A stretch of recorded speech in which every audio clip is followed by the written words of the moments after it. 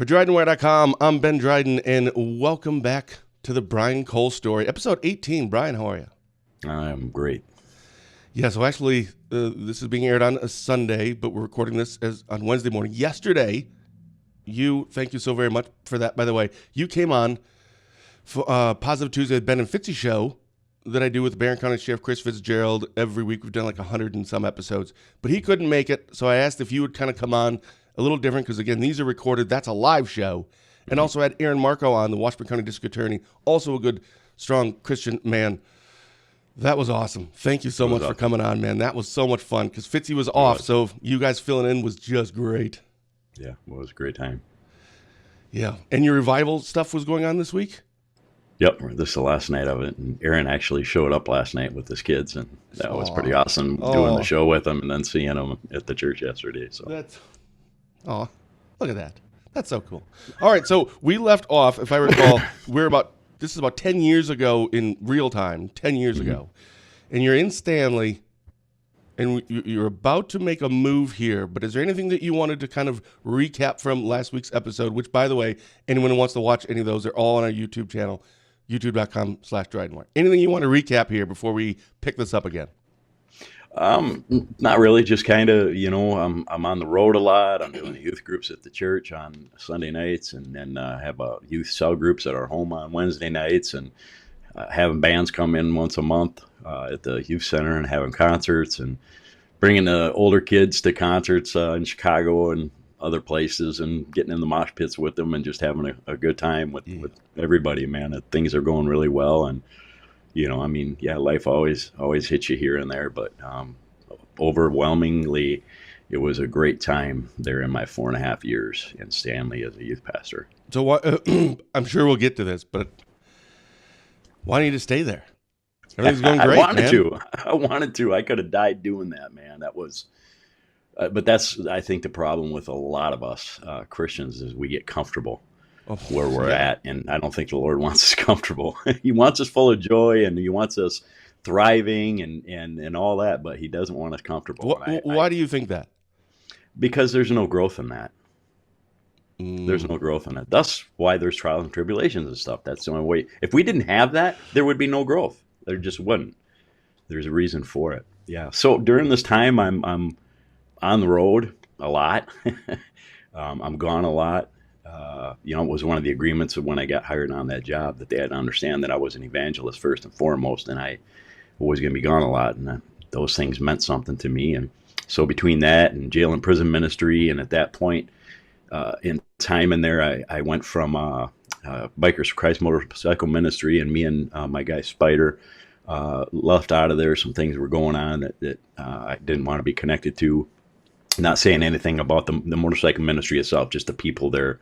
Some of the people had some bad theology, and we tried talking to them about stuff, and nothing got done about it. So I had to set myself back from that, because between an evangelist and a pastor and all that, I had a reputation to keep, and I didn't want to be involved with some of this stuff. So we left, and we didn't have, we're riding independent. And but when wherever we went with the motorcycle ministry with BFC, there was always these faith riders, the big yellow faith rider patches on the back of their things that were always there with us. And I really got to hook up with these guys big time. They became family. And so at one point they had asked me and Spider if we would be willing to start a chapter up here in Wisconsin, because the only chapter that there was in Minnesota. And in Minnesota. So we decided to do it and patched up with faith riders. And now there's 5 different chapters, 3 in Wisconsin here. Chippewa is the Chippewa Falls is the biggest chapter. We have a chapter up here now. We're about 8 guys up here. So that went well. Traveling a lot, speaking events in places you would never imagine, or I would never imagine. And one of them was a dance company. A young lady in her early 20s had this dance company in Eau Claire called First Positions, and she had asked me to speak at one of their events, and I went, and it was probably, up there in the top 8 of the most awesome speaking opportunities. It was a dance company, and it was all Christian dance company. They danced for the glory of the Lord, and they danced for glorifying themselves. And it was mostly all girls, young girls, teenage, elementary, high school age girls.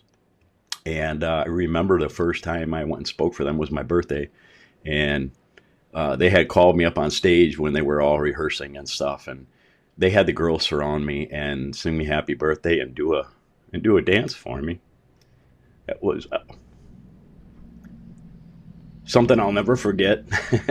Didn't even know these people, and they're doing this stuff for me. And then this was also a really bizarre happening. They had two shows going on. There was one early evening, late afternoon, and then one like 6 or 7 o'clock.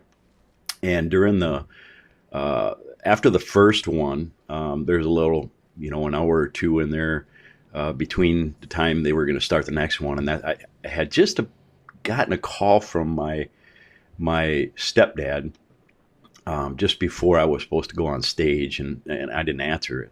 No, this was at the end of just before the beginning of the first one. I got the call, the first show, and I didn't answer because I had to speak. And so when I got off stage and the show got over with, I looked at my phone and there was a message, and I'm like, they never leave a message. And I checked it out, and here my stepdad said my mom was in the hospital and didn't know if she was going to make it, and that she had fallen down their well.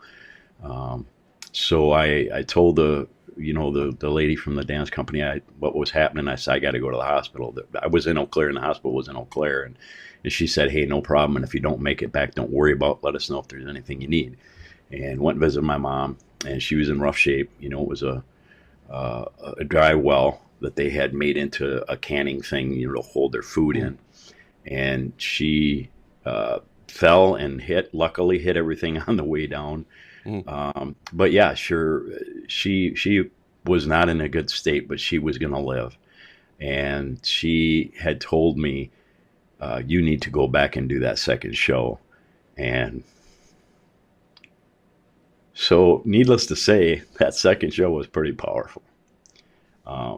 And these people ended up, the girl who ran the dance company and their parents, their parents came up and saw my mom and just about lived there for the next few days. And they're to this day, it's such a big part of our family right now, and some of my mom's best friends. And so really. So yeah, just in the jail and prison ministry, I'm going to prisons all over the place. All right, hold on a second. If we're going on to the next thing, I have a couple things on just what you were talking about. Yeah. First positions. That song, that happy birthday song, you were obviously getting emotional just remembering it. Yeah. But obviously it was even more impactful when you're there. Why was that so impactful for you that you had a birthday song and they danced? Why did that impact you so much? I didn't even know who these people were. And, I went in my biker garb. I rode my motorcycle there, and I'm just a biker dude. And mostly you get that other opposite effect from people. And, but to have these young kids, and especially these young girls, and I know, that the lady probably asked, let's do this for this guy, but they did it. And it was from their heart. I could tell it was from their heart. And they, like I said, they danced for me too. So it was just impactful because I love kids, man.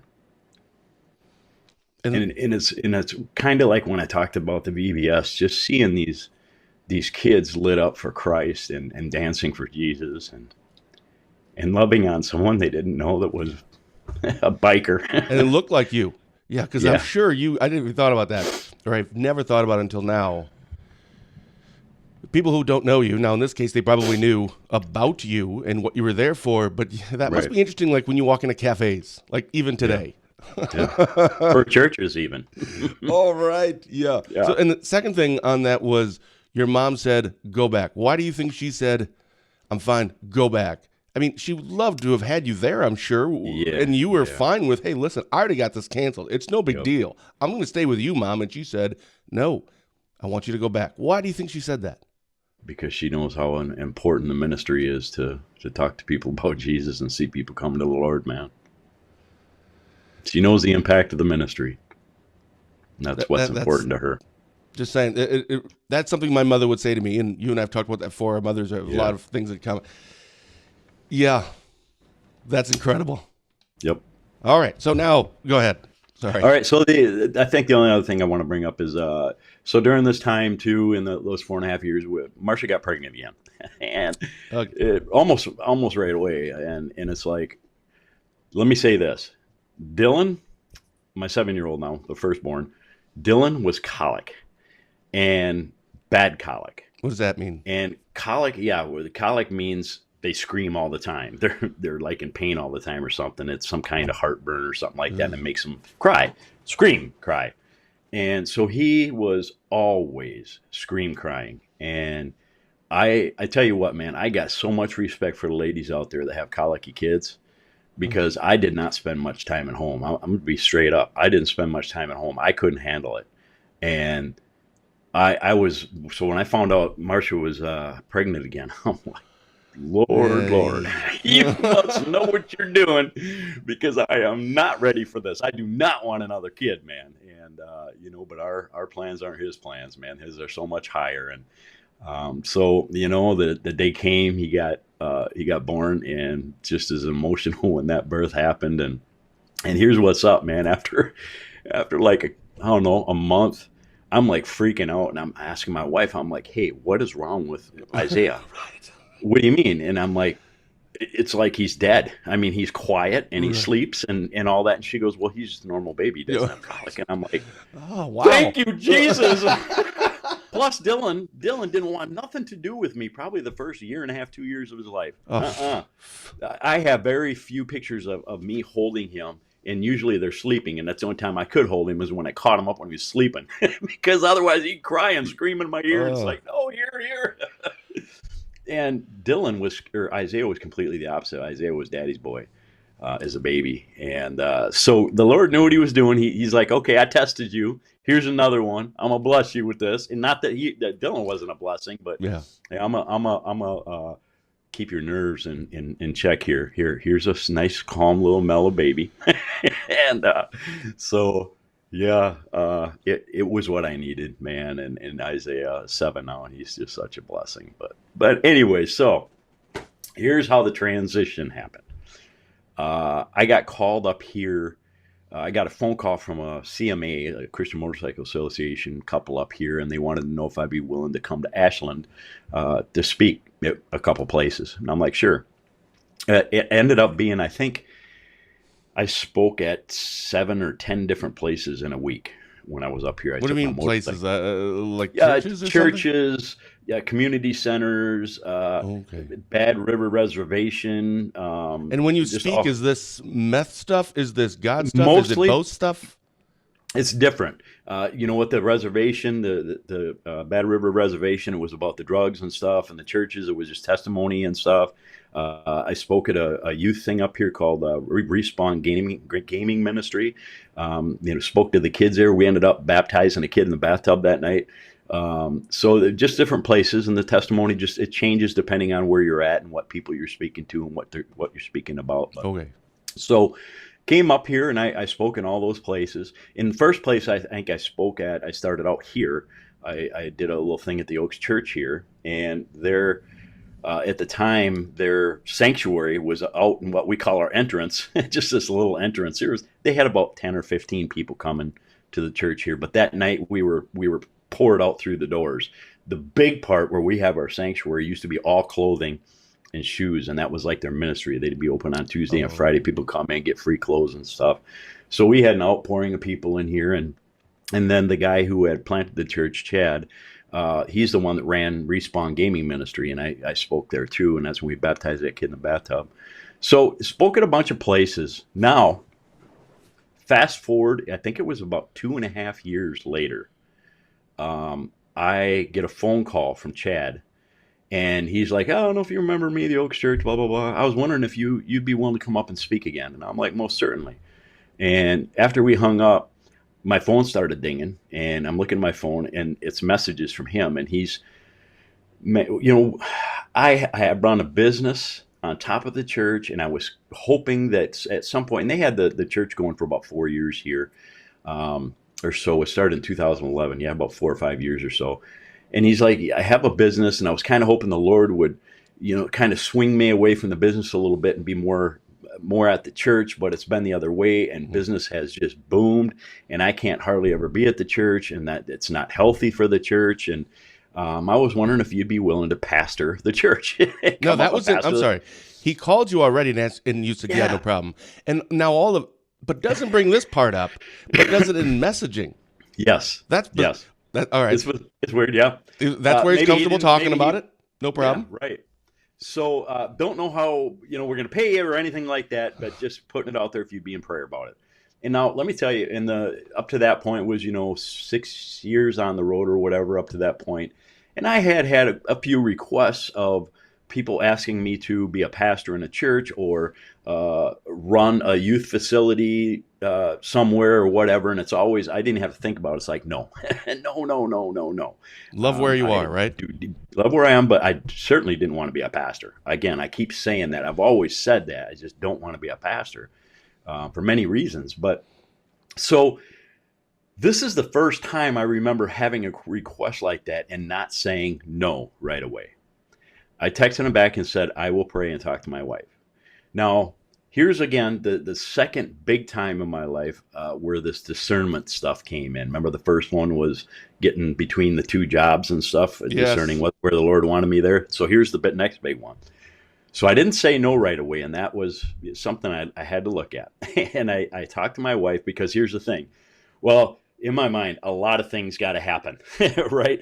My wife's got to be in agreement, and the payroll's got to get set up, and I can't just go somewhere and not know if I'm going to get paid because I have a family to take care of and all that. Absolutely no trust in the Lord in any of this, but this is all my self-talk. Now we'll figure it out. Self-talk. Right. So I started right off with talking to my wife because we had already, up until that point of being at that church, moving around umpteen million times. And Lance, being autistic, does not deal well with moves, and she's very critical with that. So another move, right? And he loved it. Things are going well.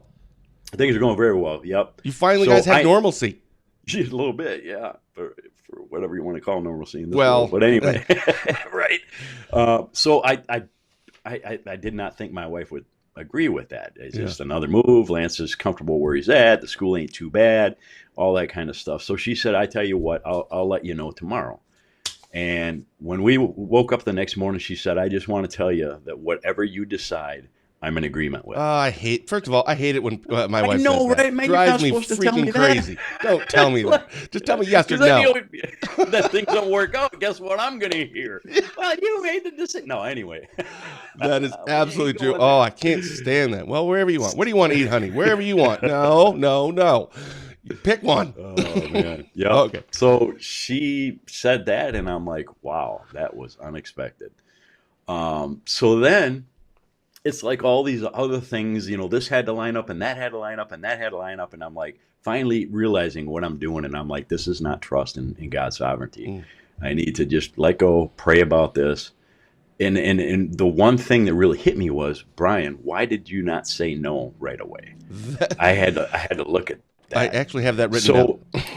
So through all this process, it came to the point where I got hold of him and I said, okay, let's talk about this.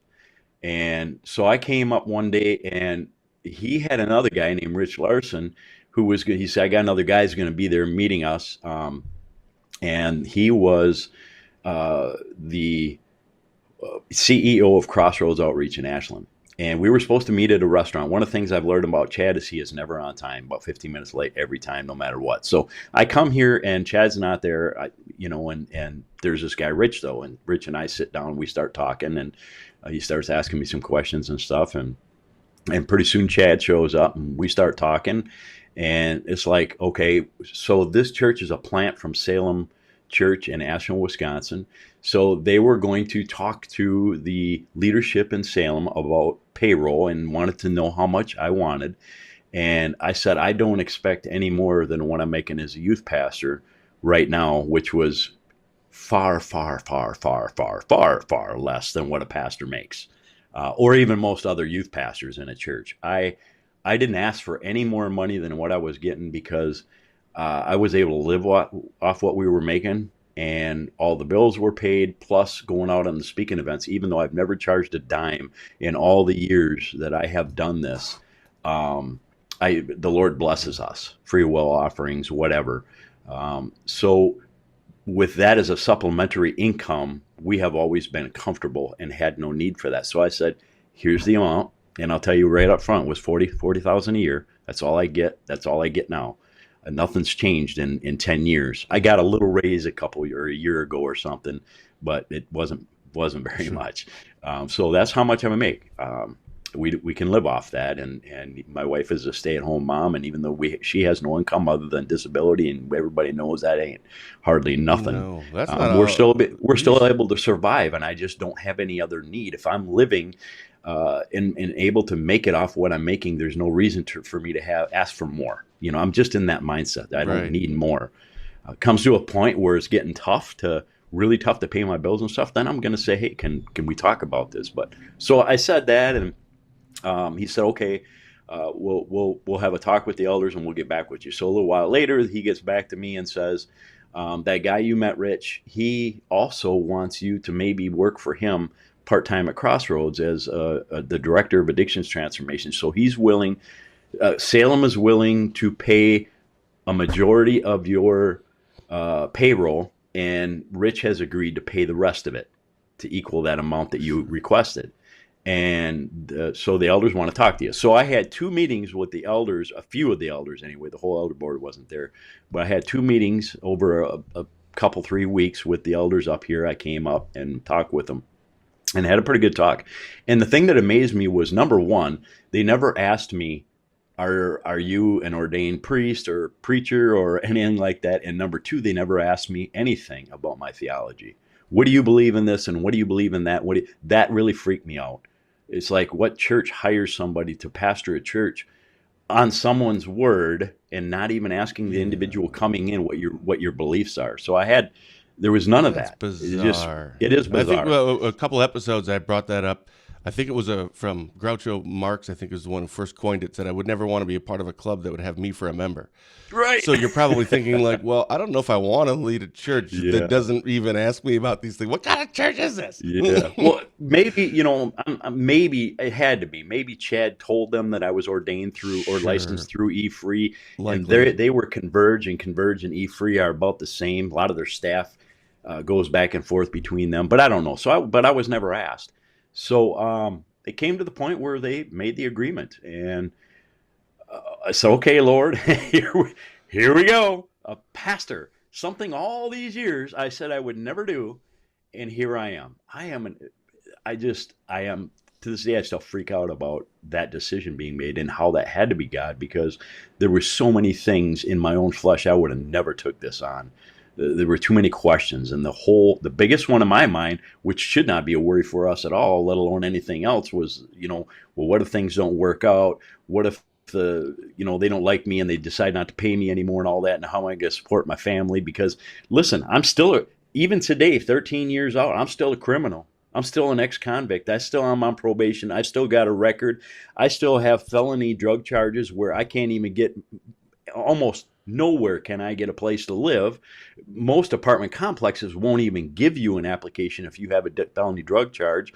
Really? And so not only get to be able to get a job, but to have a place to live. So that kind of stuff freaks me out, because I am really on providing for my family. And if I lose this, we're back to square one. Here's Brian, ex-convict, ex-drug addict, and trying to get a job and get a place to live. And even though, I know the Lord is going to take care of us no matter what now, those were worries in my head. And so I came up, the Lord was working and everything. I mean, because we had to find a place to live up here, and there ain't much up here, man. I'm in Drummond, Wisconsin. Come on, six years here. I'm still trying to figure out where I am. I really can't figure out where you are. I looked at a map to find out where your church was. Drummond. I'm like, Drummond. Yeah, I wanted to live in Drummond, because if I'm ministering in this community, this is where I need to live. And well, God provided a place, which today we own. As of March of this year, we own it. What? I have a homeowner. Are you Brian Cole, a homeowner? What? Yeah. Jeremiah 33:3, call unto me and I will answer you. And that extra credit at the end of it is, and I will show you great and mighty things that you do not know. I'm a homeowner. My life is so bizarre, the things the Lord has done in my life, and never So clearly, expect. this is where He wanted you. Yeah. I mean, everything's So lining up. September 1st, 2006 is 16 to 17 was my official hire date up here, and we went from a church of about 15 people to our average this year is probably about 40. At times we have 30, at other times we have 50, 60. On our biker Sundays, we have well over 100. It's the Lord has just done amazing things, and it's been to the point where um, the first 2 years I was here, I saw the humongous responsibility of shepherding a church. And me being on the road all the time, like I was, it wasn't working out. I felt uh, like I was being told, I allowed you to be, I gave you this huge responsibility of shepherding these people. You can't do that when you're out there. Now, out there is where I wanted to be. I didn't, if I could have done that and made a living, that's what I'd be doing. I belong on the road, I thought. The Lord has slowly been showing me, no, you belong here. This is where I put you. And it's a huge responsibility. So after the first couple of years, I went to, because all between the traveling and between the part-time stuff at Crossroads Outreach, working with the jail inmates and doing the addictions programs with these guys and all this, it was taking up a lot of time too. Every Tuesday I had to be up there and working with these guys was just all the time. And so I talked to Rich and I went to the elder board at Salem and I said, here's what's up. I see the responsibility I have. And after these couple of years, I have made the decision that I need to step down from some stuff. And I am agreeing to only taking on two events a month speaking. I'm stepping back from the motorcycle ministry for a couple of years, as far as every summer, almost every Saturday that it's not raining out, I'm gone at motorcycle events because that's another ministry. So I'm stepping back from the motorcycle ministry, other than a couple things a year. And I would like to step back from being on payroll at Crossroads Outreach, if you would be willing to grab that part Right. of the payroll up. Yeah, and at that point, hold on. At that point, Yep. you were talking already that as of now you're about 40 from 15. At that point, what were you up to? So if it was like 10 to 15 people when you first got there, at this point, It was probably about 30 or 40. okay, so they've seen Yep. growth anyway. I Yep. mean, Yep. Oh, yeah. just saying that got to Yep. help your chances of them going, okay, totally get it, and yes, Yep. we'll pick up the rest of that. Yep. So they agreed to it, and they're not only agreed to it, but they said how happy they were that I made that decision. Oh, So that happened, and then this year now, with the even more growth in the church, and I've really been convicted to here's what's up. I made the announcement earlier this year that I'm when my website runs out, I'm done with it. At the end of the year, the ministry, actually, people might not know that my ministry Facebook page, you created that for me. That Facebook page is probably going to go away. I took Messenger off my phone and my phone and stuff about 2 months ago. Next year, I am only taking on 6 events all year, and then 2024, I'm done. Now, there's certain things I'm still going to do, like the Virginia deal every year and some Gideon stuff. And if schools ever ask me, I definitely am going to do schools. Some youth groups I might still do, but other than that, I'm done. I'm no more speaking engagements, because the Lord wants me here. And as hard as that was for me to decide to do that, I know that's what the Lord wants, and there's no way that I can be effective as a shepherd in this church to that many people and still be out on the road all the time like I am. So that's a decision that was made recently here I'm this sure your year. neighbors aren't going to like that decision, because if usually on Saturdays and it's nice out, you get your motorcycle, which I'm assuming is very loud. And I have guys You like to coming go over. away. Now you're just going to drive around in circles around the block all Saturday because I got nowhere to go. Administer to them. Hey, you want to hear my testimony? Wow, that's a So- big decision. Yeah, so it's a huge decision, but I tell you what, it's uncomfortable as I thought that would make me, because this has been my life for 13 years. Yeah.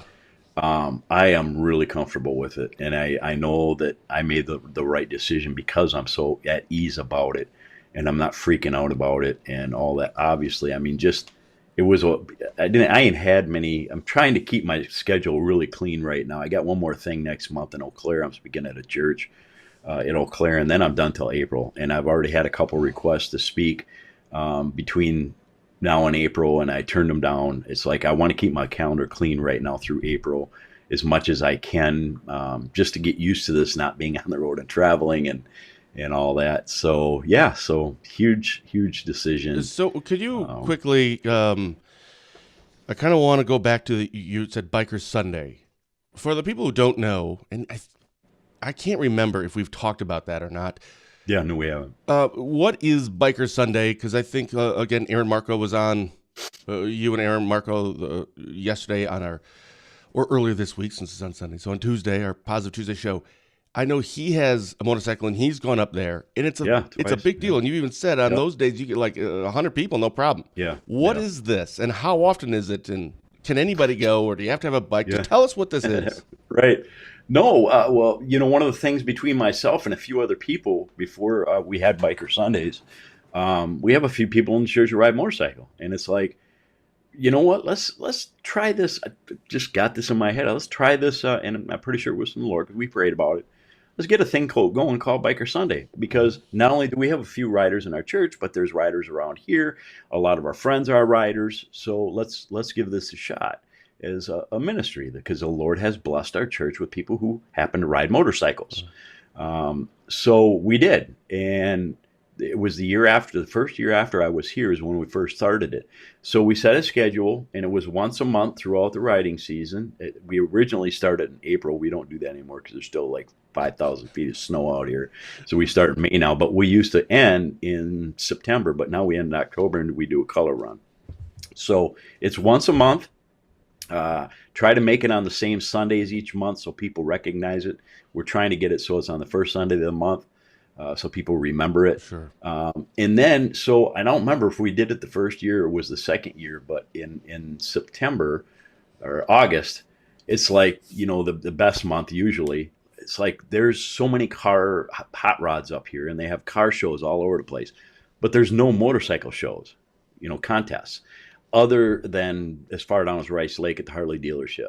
So I'm like, hey, maybe we can do a motorcycle show on top of it. And not only that, but we can make our own trophies out of motorcycle parts instead of buying trophies. So we started doing that. And let me tell you, our even though, man, the rain, this is the very first year we've had a bike show in September or August without rain. And it was double packed. We have 42 motorcycles out here that day. But even when it's been raining, we still have a great turnout during those bike shows. And, we have 8 categories with first and second place homemade trophies out of motorcycle parts. A part of our men's group, we sit and we make these trophies a couple months prior. And it's fun for us to do that and just be creative. But so anyway, yeah. So what we do is we serve a free hot breakfast from 8:45 to 9:45. And then we start service at 10, and the service is typically directed at the motorcycle culture. I try to make it, relatable. This year, not so much. We stuck with our identity in Christ and stuff, except for that bike show, because that is usually when the regular, unbelievers and stuff will come in, and we always need to present the gospel. So we start service at 10, and then one of the things that we do is we give gas cards to everybody who's a veteran that's going on the ride, because we want to be able to take care of their gas, because we respect what they've done for our country. And then we go on about 100-mile ride out in the. So hold on a second. So it's this. So when I hear Biker Sunday, so you go. I mean, typically, if a motorcycle, you drive your motorcycle to church. So you're just taking your motorcycle to church. Breakfast 8:45 to 9:45. 10 o'clock. There's a message, a service, and then that goes to what? Noon. Usually, with music and everything, about 11:15. Okay, and then when that's finished, then we go on about a 100-mile ride. Then you go on and you do that every Sunday. Now, what do you guys do in the? Well, I mean, it's in October, dude. do you still do Biker Sundays in the winter, even though No, nobody's bringing their bikes? No, October is Or our last one. That's okay, our that's color what. run. Okay, Yeah, that's our color run. And since we've done it 2 years now, last year we did the color run to Mellon, Wisconsin. Now I'm forgetting the name of the park there. Anyway, so as a whole church, not just the bikers, as a whole church, we went there and fellowshipped and ate. Like I say, it was kind of rainy, but we still had a good turnout. This year, we went to a place called St. Peter's Dome. Um, that's up here. It's like the highest place in Wisconsin, or in this area anyway. well, St. Peter's Dome. There's something else. Morgan Falls, St. I've Peter's heard of Dome. that. Yep. So we went there as motorcycles, as a church family. We went there and we ate, and some people went on the hike, and so yeah, it's a great deal. And then also on the bike show, we usually have a lot of like giveaways and stuff. But people donate stuff to give away, and whether it's motorcycle parts or leathers or whatever it is, we have giveaways. And I don't know, there's always something usually unique every year that the Lord throws in there. But it's some of our favorite. Even the regular congregation members here, they just love it. They love it. And we have, for the first few years, we were riding a motorcycle. I picked somebody, usually from far away, to have them ride their motorcycle in, and that would be my pulpit. But we had a couple, older folks in the congregation. When they come in, they crack the throttle, and you could see them just about jump out of their seats. And I didn't want anybody having a heart attack. So one day, one of the guys, V-Rod, he asked me, he says, "Hey, I can make you a biker pulpit." And so he made me a biker pulpit. Now we have a biker pulpit, which is the front end of a I motorcycle see it. with a platform on it. Yeah, so I that's saw it what we on the bust Facebook out. page. Yeah, Yeah, that is and awesome. we get a lot of, there is gruff that we usually get at least once or twice a year, whether it's on Facebook or from somebody just making some comment that, "Oh, you guys are worshiping a motorcycle." And so every Oh, good time, Lord Jesus yeah, loves so me. every time during our, because this is also, we usually go Facebook Live or record them and put them out there. So one of the first things I say is, you see this motorcycle up there, we are not worshiping this motorcycle. Just like I don't worship the pulpit when the pulpit is up here. This is my Or pulpit. wood. Oh yeah, Right. so I don't worship either one of them. Get that straight. Just because this is more beautiful than the pulpit, and it's chrome and Yeah. it makes noise. Right. But rather, what it is this is just showing off a blessing that the Lord has blessed someone with. Amen. The Lord blessed this man with this motorcycle, and this is nothing but a tool for ministry to show other people Jesus Christ and to talk to others. This is an inroads. And people see her more like, "Dude, that's an awesome bike. Where'd you get it, or how much you pay?" And it's like, man, that was a blessing from the Lord. Let me tell you about that. That's all it is a ministry tool. We do not worship motorcycles. Gas cards for veterans. Yep. That's legit. Yeah, No kidding. yeah, they're legit. Amen to that. Yeah. Okay, well, that's about our time for today. Yep. I think we were talking before, and we'll probably talk a little bit about this next week, just kind of touch on it. But it looks like we're getting close to wrapping this up. This is our 18th episode. As of right now, we're kind of looking at about 20. Yeah. Kind of looking at it. So I think that means what? Wait, that's 2 left 2 left. after this. So And there's probably some people that are like, "Phew, yeah, no kidding. They probably stopped watching the first 5. how the first long 5 can they go on?" Well, then you don't know Well, me. that sounds I like a can go. dare. Yeah, right. That's a challenge, man. So yeah, and that's a part of this is you and I are looking into what do we do when we're finished, because we still want to collaborate, do stuff together. Maybe it's a live show. Maybe it is kind of driven by questions from others, topics. We're kind of just thinking about it. By the way, if you have any ideas or suggestions, send it to Brian, send it to me, Ben Dryden, on my either to Drydenwire or to my personal page, or email us at drydenwire@gmail.com. Yeah, throw us a few ideas. Yeah. But only a couple more left. Yeah. That's awesome. Man, this has just been Or a not. trip. No, I mean, this whole thing has been absolutely Yes, it awesome, has. man. I've enjoyed it. It's Yeah. it's one of the first opportunities I've had to get most of the story out there. And again, it's all about just giving people hope that no matter how far gone you are, man, look what happened to me. If it can happen to a knucklehead like me, man, Yeah. it's possible for anybody. All right, man. We'll see you next week. All right, love, brother. Love you too. Bye-bye.